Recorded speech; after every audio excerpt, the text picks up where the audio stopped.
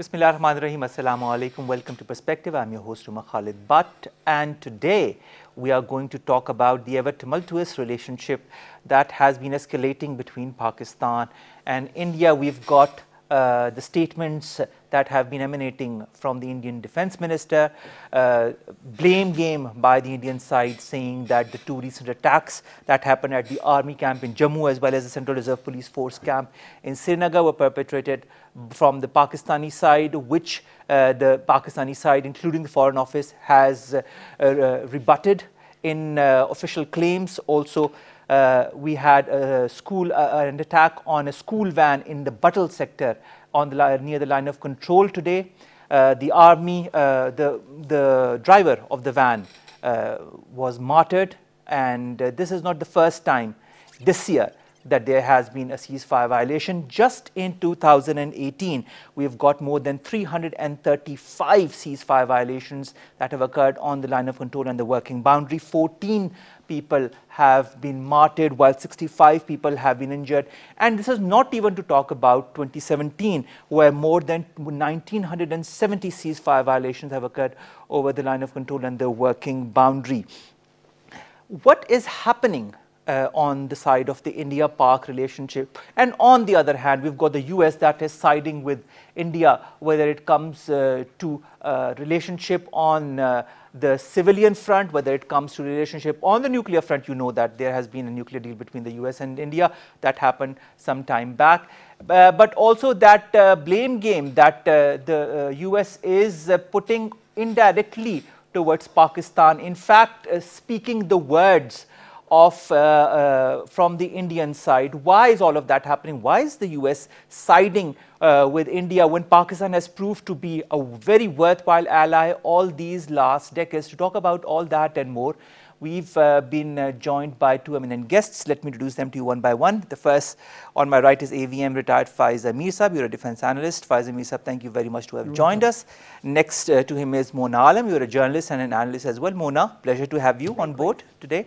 Let's start with you, Faiza Mir Sahab. You have seen the recent statement by the Indian Defence Minister, where she openly blames the Pakistani side for the attacks. This is not the first time that the Indian side has blamed the Pakistani side, whether it be now, whether it be in 2016 for the Uri attack, whether it be even before that on the other attacks. Pakistan has always been the perpetrator as per the Indian claims, which Pakistan has always denied on an official front. But despite that, from the Indian side, there are continuous ceasefire violations that occur. What is India trying to give as a message to Pakistan? Well, what you see this recent blaming of Pakistan, I think plain and simple words, this is an admission of failure by the Indian Defence Minister and their military leadership, that they have been unable to control or pacify the movement, the indigenous movement that is going on in Kashmir. When you look at the magnitude and spread, both in geographical manner and order and in time of the violations that have been going on since 2014, I think this is pure and simple military coercion. Okay. But the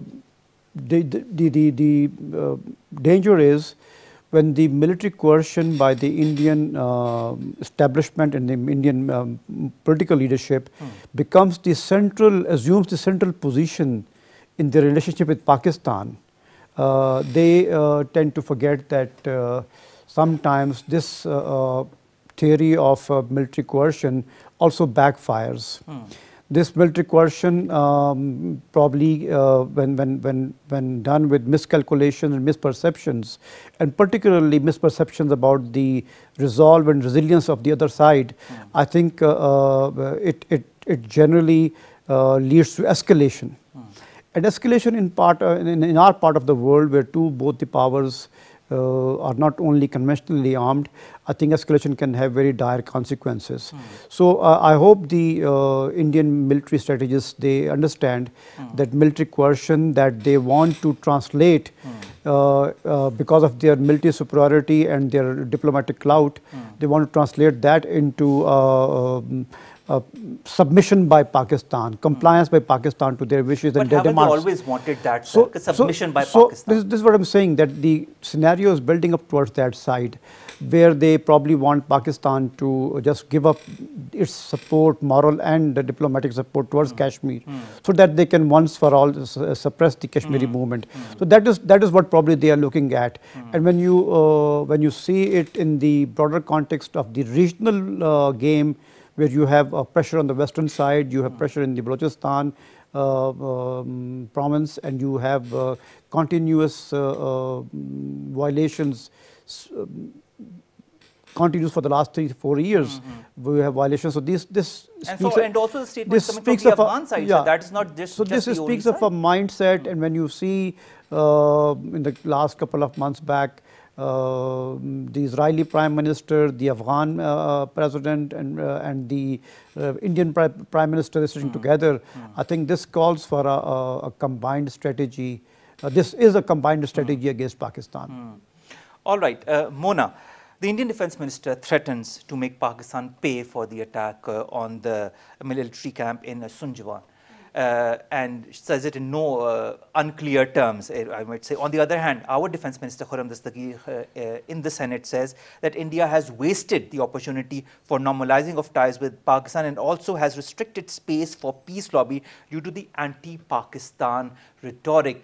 This anti-Pakistan rhetoric that our Defence Minister speaks about and also other politicians have talked about in the past, A, is that deliberate?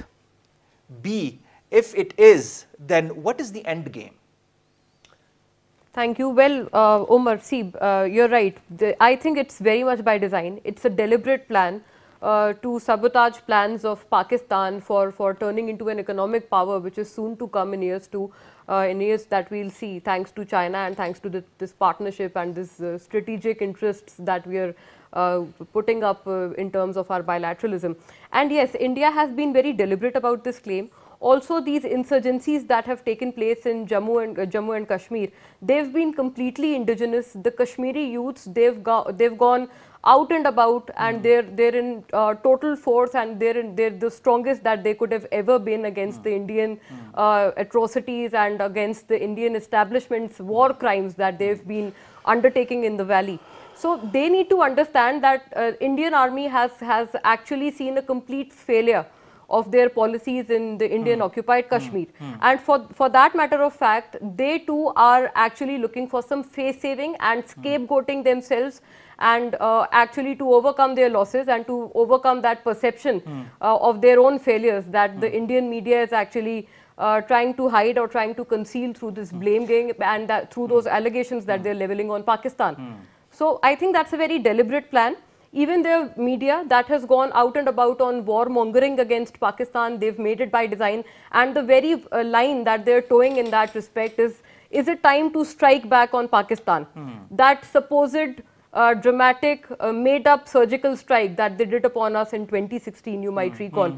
They're only trying to actually prepare their audience. They're trying to prepare their public for another such staged drama. That is about it. But so these staged dramas, these so-called attacks that the Indian side puts on Pakistan and says they have made on Pakistan will continue to go on. The Indian media will go on like this until and unless the Modi government has a change of, how should I say, a change of policy, a change of mentality. This will go on because in the Indian Express also, Mona, lately there has been a huge article which says that India has been put into a corner beneath the foreign policy bluster is a great floundering. It talks about India that is finding increasingly itself into a strategic cul-de-sac.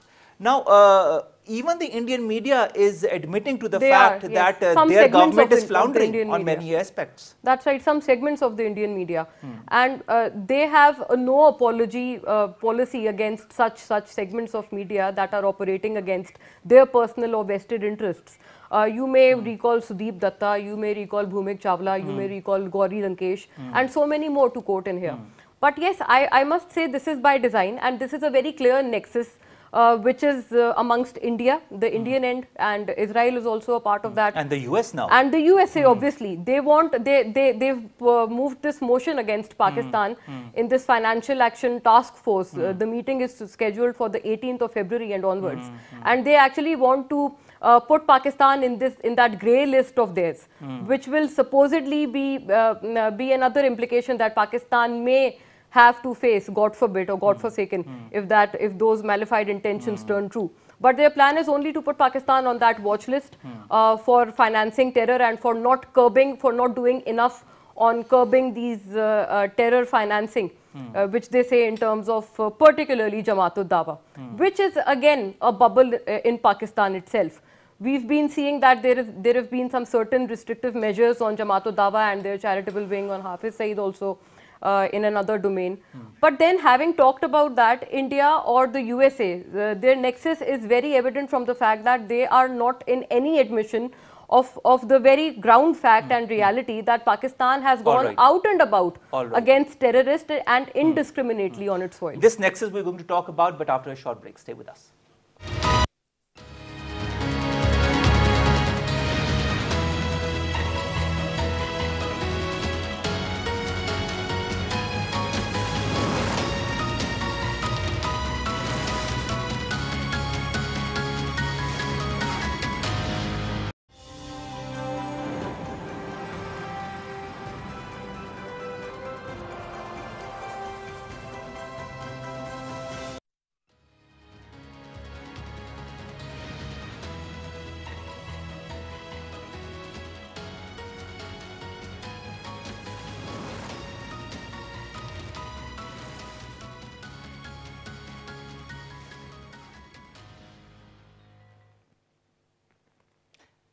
And welcome back. You're watching Perspective. I'm your host, Omer Khalid. But we're talking about the Indian aggression, whether it be on the line of control or otherwise, as well as the US pressure on Pakistan. Faisal, the nexus that Mona was talking before the break, the nexus that involves India, that involves Israel, that involves now the US as a principal player against Pakistani designs. I mean, to try to put Pakistan as a submissive nation. How much of that, in your point of view, will succeed in the long term, looking at the history of Pak-US relations and how Pakistan has been an active strategic partner with the United States in the past?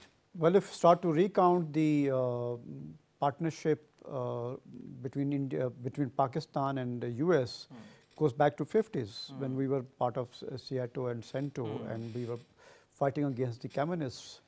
Along with the Americans, and then we have been their partner in the Afghan war, and then we've been their partner recently in the second Afghan war when they invaded Afghanistan.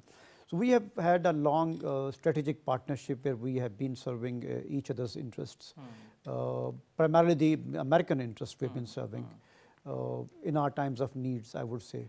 So this sudden shift over is primarily because of our inclination towards China and the American perceived need to stay in Afghanistan. Now here is the point where the nexus develops between India and USA. USA wants to stay in Afghanistan for various strategic reasons of cornering Iran and bordering with China and Russia, so occupying a central position. And on the other hand, the Indians understand that their position in Afghanistan is subject to American presence in Afghanistan. Their influence is dependent upon American presence. The day Americans decide to leave, I think the Indian influence will start to wane in Afghanistan because of obvious reasons. So that is where the nexus develops between the two neighbors. I will almost call US our neighbors now because they are already there. So that is where the nexus develops, and that is where Pakistan comes under pressure. When the occupation forces don't want to leave a country, an occupied land, that is a cause of conflict, armed conflict in that land. So the mere presence of US in Afghanistan is a cause of conflict over there. Maybe after their departure, the conditions may worsen, but then they will come to a compromise. But as long as the American forces are there in Afghanistan, I think that is a big cause of conflict in that place. And that also encourages India to support US presence in Afghanistan, because their influence, their ability to coerce Pakistan from the western borders on both sides, that would diminish if the American presence is taken out of Afghanistan. So that is the nexus that is working against. You talked about Israel. Now Israel comes out as one of the Israel has a lot of global influence. Let's not forget that. And Israel comes out as one of the major arms suppliers, to India, and also one of the country that exports its theory of oppression to India. And you can find very instances. In 2004 and thereafter and before that, the Israelis have been blamed, and they have been held to task because of their using poor Palestinian women and children as human shield. And we recently saw last year that Indians resorted to the same tactics. They tied a Kashmiris in one of the instances to the bonnet of the jeep, and they paraded him in various villages. Yes. Tried to the tactics was to avoid being stoned by the youth, by the young children of Kashmiris. Now that is why I say is that they draw from Israelis is that this use of human shield did not stop there. The Indian Prime Minister praised that officer. The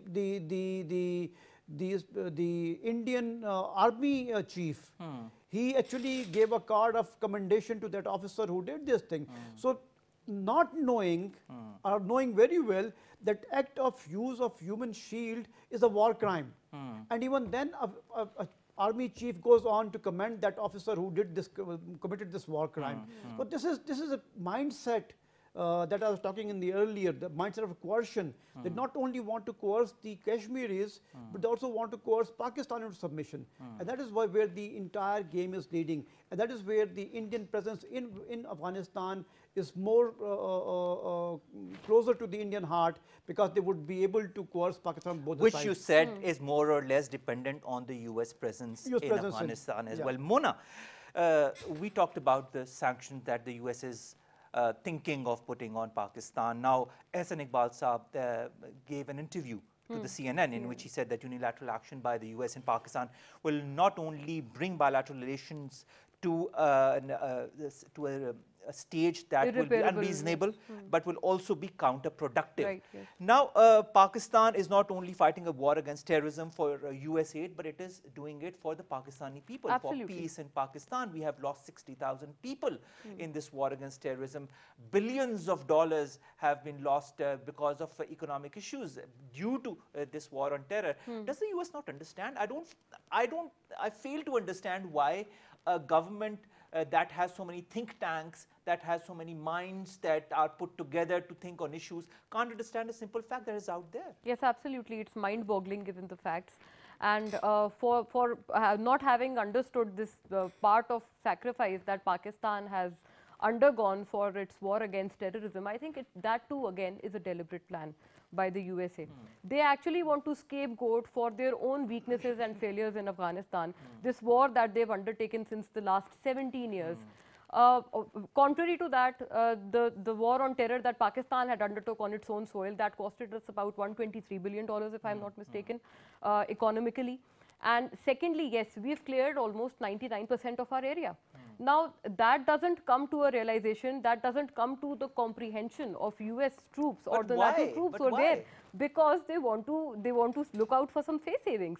What would they go about and tell their public that, okay, we've spent trillions of dollars and we've martyred so many of our soldiers, which may be martyrdom in their books, but then we've got nothing at the end. Seeger report or BBC report, had it been CNN, Donald Trump would have probably brushed that aside and would have called it a fake news, but this is a BBC report. It says 40% of the land is under the Afghan Taliban in Afghanistan.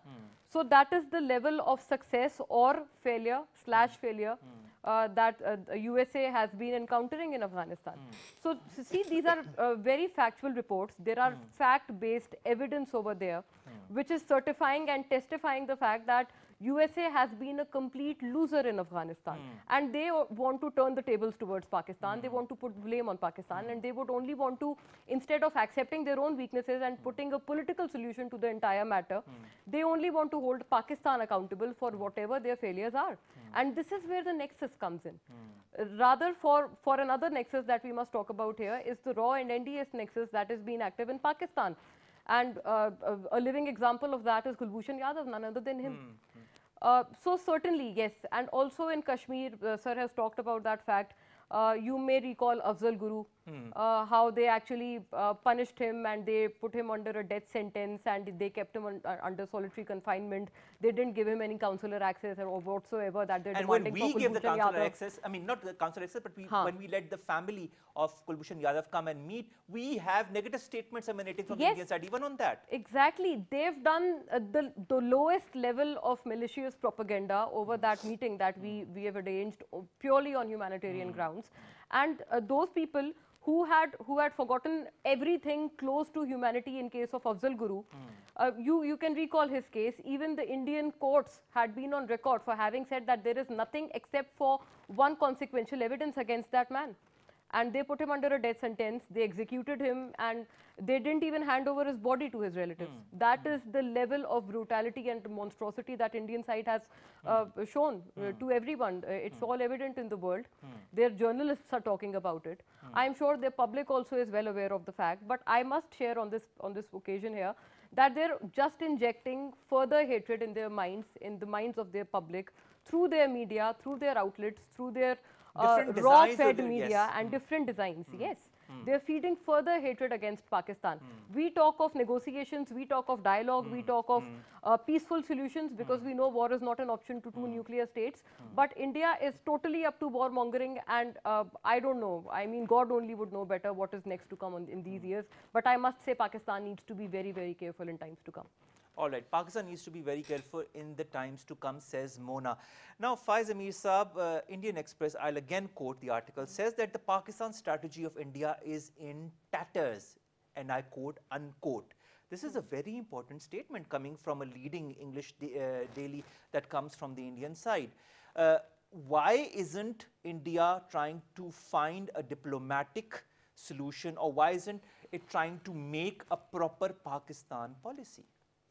I think India does have a proper Pakistan policy, and Indian Prime Minister is leading that policy.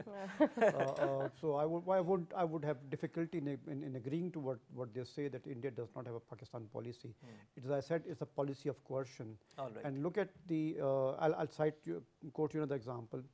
The American stoppage of, US stoppage of military aid, the economic and military aid to Pakistan is a twist on economic sanctions. Now, referring Pakistan to FATF, the Financial Action Task Force, is also a sort of financial sanctions against Pakistan, because now generating funds from the global market will become more expensive for Pakistan, and Pakistan won't be able to launch its own IPOs outside because it is the risk rating would be so high. So I think these are start of economic sanctions coupled with the military sanctions. They've already, without announcing, they imposed. They've stopped all military equipment flowing into Pakistan. So these are the on the one side the Americans, which they have their allies in India, and Indian the use of force on the LOC. I think these all should be seen in one context. And that context is that not only that they want to keep Pakistan weak physically, and that serves India in two purposes. When Pakistan has a lower GDP, the lower budget, the budget goes mostly towards the debt servicing, it doesn't have enough defense budget.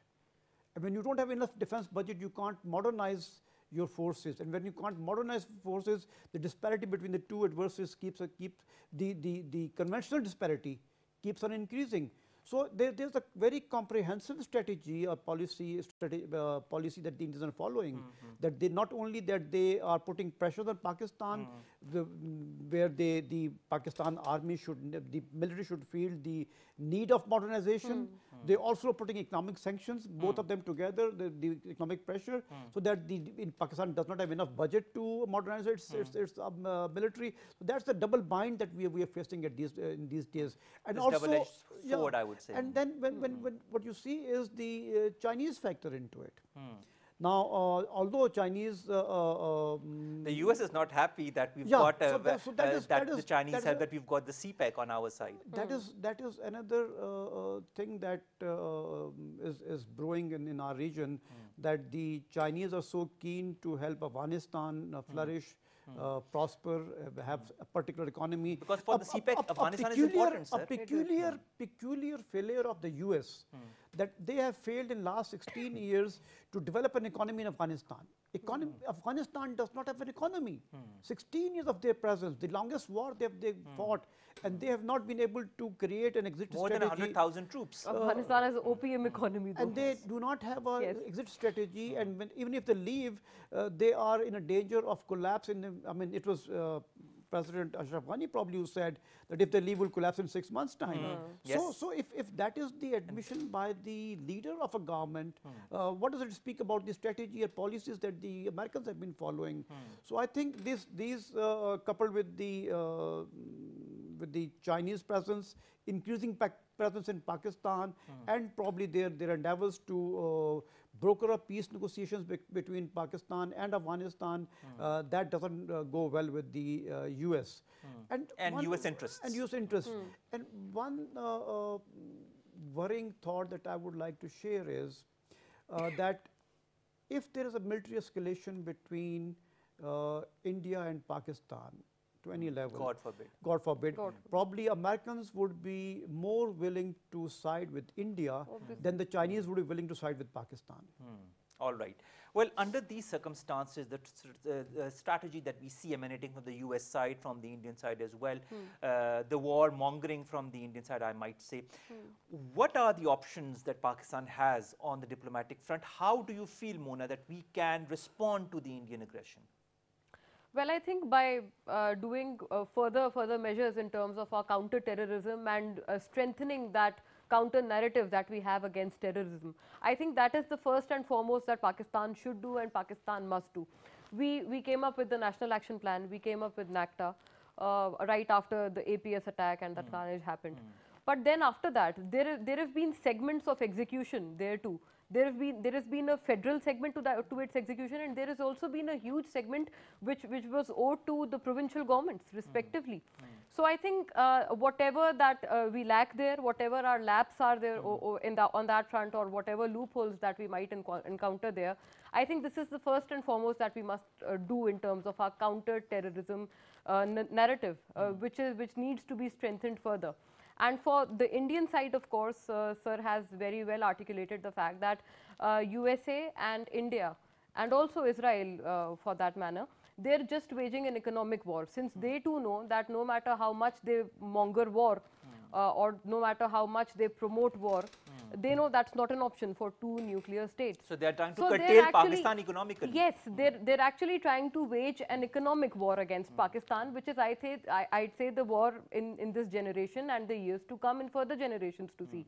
This is the kind of war, this is the type of war that will be undertaken for diplomatic foes, and this is one such design that India and USA are implementing for Pakistan. This FATF, I think you must also have come across the fact that the Anti-Terrorism Act has been amended by President Mamnoon Hussain, which automatically proscribes in Pakistan those which are under a watch list in the UN designated list of terrorists. So that actually categorizes Hafiz Saeed, his charitable organization, his Jamaatul Dawa, every wing of his. That is certainly a measure that we have done only to not have that for Pakistan, not have that motion moved, which USA is intending along with other partners in the FATF. But having said that, must also acknowledge that there is no such case against the gentleman that is under subject in Pakistan. He's being allegedly involved into Mumbai attacks of 2008. That is what India implies. Yes, that is what India says. And in a unique interview with BBC, he has also denied these allegations. He's been on record. And our Lahore High Court, none other than our civil courts, because those people are very rampant about criticizing our military courts regime. But our civil court has actually denied in prolonging his solitary confinement, for which the Punjab government had approached them. So this is a very factual thing in order here. Also a testament of the fact that there is nothing against that person here in Pakistan. So we actually have to rely upon the United Nations. But having said but the that, United Nations, you see, when you have a power like the US that will veto anything that goes in the United Nations, absolutely. how can Pakistan go to yes. a body like the UN? Yes, you got it. India is lying through their teeth. And even for these LOC violations that we are seeing, they're producing a totally opposite narrative on their side of the story. They've undertaken this operation called Operation Arjun, which is entirely focused on LOC ceasefire violations around here and the working boundary violations around and here. We've seen that 1970, 1970 was the number of ceasefire violations which have occurred in 2017. Yes, last year. More than that, you're right. So that's how it goes. It is by a perfect design which is being endorsed completely by the USA and Israeli design, because their interests are merging, their interests are coincidental in this manner, in manner of Pakistan. But having said that, only a small note, when we abide better by any UN resolution or any UN proscribed designated list of terrorists, I think India also gets further pressurized to do the same in the case of Kashmir, because there are numerous resolutions. But they don't that do the UN anything. has That is the issue. We don't do anything in that respect. Yes, the UN doesn't do anything in that respect, but the India has a moral responsibility. Although I wouldn't expect a nation such as India to abide by anything that's moral, but still India has a further pressure of a moral responsibility to abide and fulfill resolutions of the United Nations in Kashmir, and to undertake that plebiscite that has been pending since 1948. Exactly, since 1940. If they haven't been able to undertake that plebiscite that is there since so many decades, yes. How can you even think of them applying any solution to the Kashmir cause? Because they do not want in the long term any solution to that Kashmir cause. Even Faisal, I'll come to you. Mehbooba Mufti says in a recent, he puts it officially in a Twitter statement that that talks need to happen between Pakistan and India. We see the frustration in the Indian-held Kashmir, but despite that, there is nothing that comes from the Indian side. What are the options that Pakistan has now in the current situation?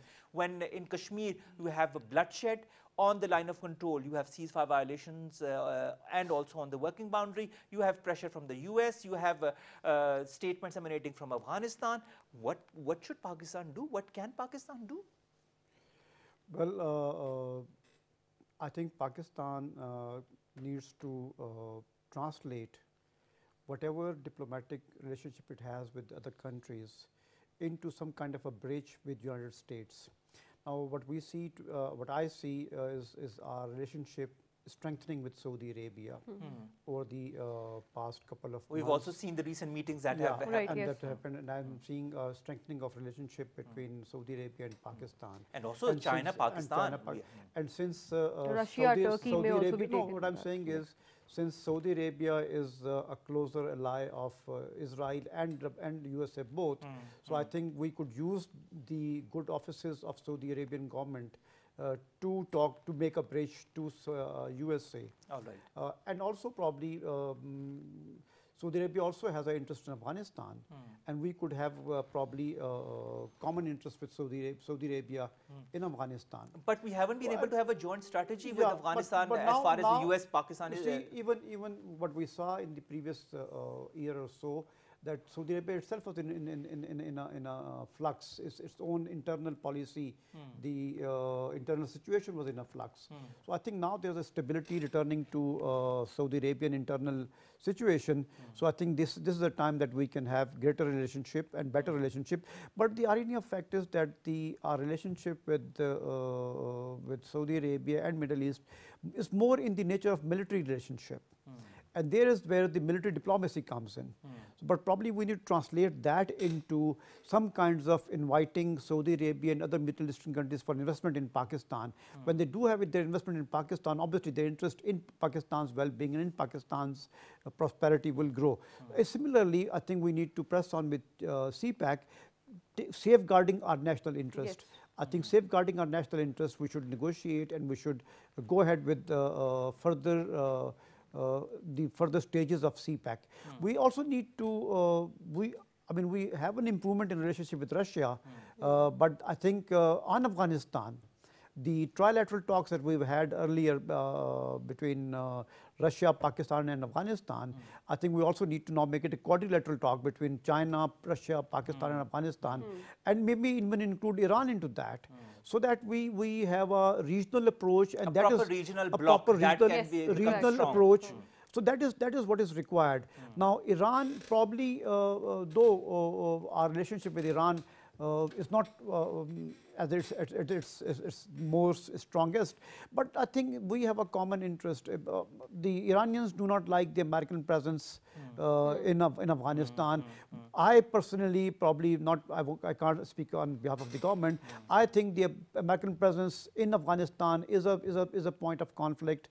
So I think there's a common ground that we can find with Iran. There's a common ground that we can find with Russia, with China. I think there's a common point with also we can find with India and Afghanistan, that we can assure them, or we can work with them to assure them that they would have an influence in Afghanistan, so that whatever investments they have made, they are safeguarded.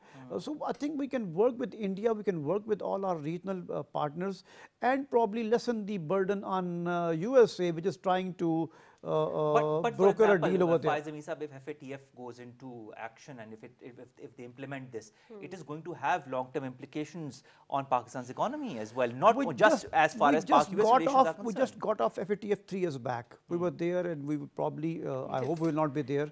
I hope we are using our influence, our diplomatic influence, that whatever little we have. I think I have been saying on these programs that for a very long time we have not improved our relationships. We have not gone too much to Europe, because leave alone the Security Council, UN General Assembly, every country has a vote. And why have we ignored Europe for such a long time, and we have not tried to win over them?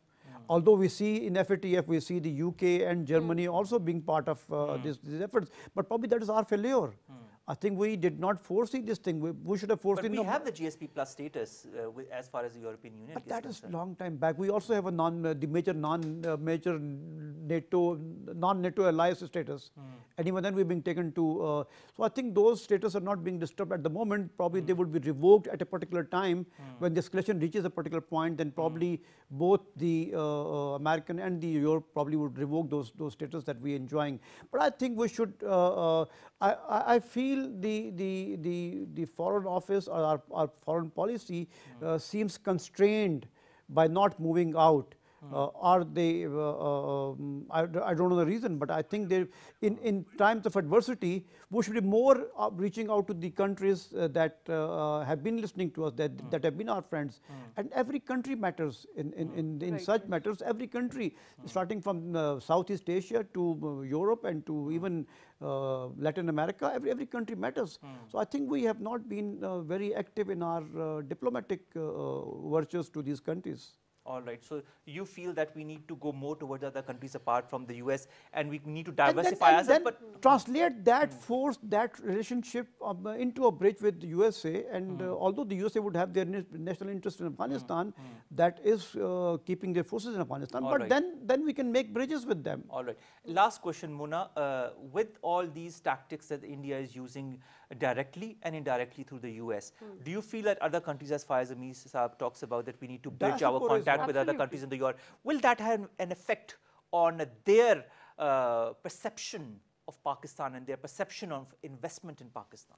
You know what they say in foreign policy, that you never disengage. Even with your historical foes, you don't ever disengage.